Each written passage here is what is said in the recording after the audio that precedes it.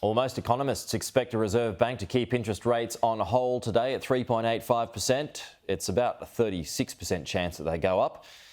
Here to correct me is the Chief Investment Officer at the Motley Fool, Scott Phillips. I think that's about right, isn't it, Scott? Somewhere around 35-36% that think that they will be increasing today?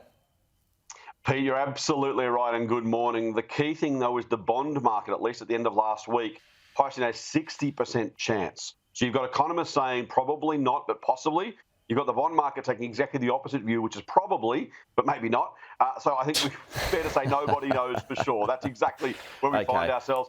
And of course, what they should do is different to what they will do. So it's very, very hard to know what the governor and the board will decide. Even if they don't today, is it almost like it's a stay of execution? It's going to go up once, possibly even two more times this year. I mean, are you convinced of that? Mate, I think that's the most likely scenario, really, honestly. You've talked already in the program so far this morning about the challenges for the Reserve Bank when it comes to wages, inflation. These are the really big ones. Now, at the same time, you've already talked about the fact this is going to push rates and repayments to historically high levels, and that's the challenge the RBA's got. Unless data gets really, really weak, retail sales is probably the one we'll be looking for to see if there is any meaningful weakness moving forward. They might get a stay of execution, or the RBA might give us a stay of execution, I should say, on that basis if things start to weaken more quickly. Right now, the trajectory is not pretty, mate. Inflation's jumped back up. We know in the UK, when they didn't get ahead of inflation, it dipped and then ended up back over 10%. So this will be very clear in the RBA's mind. They know, or they believe, I think they're right, but they believe a high inflation, persistent high inflation, is worse than higher rate because those rates are temporary. Yeah. Now, easy for me to say that, hard for people to hear it, but that's their view. And so if they do think inflation remains a risk, they will err on the side of raising rates. Is there weight to that claim that the raise to the minimum wage last week could cause interest rate rises? So in that sense, it becomes counterproductive, Scott?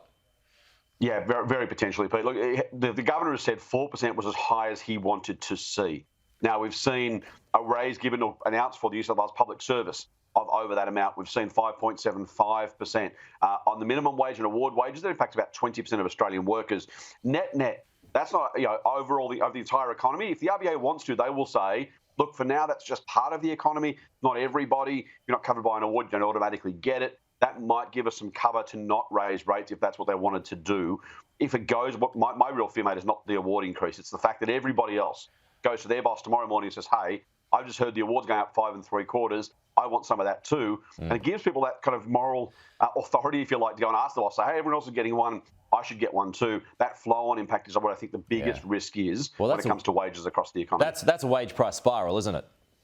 That's exactly what the concern is, mate. And so people are absolutely right when they say the award itself won't cause this directly. If you look really narrowly at just that, they're absolutely right.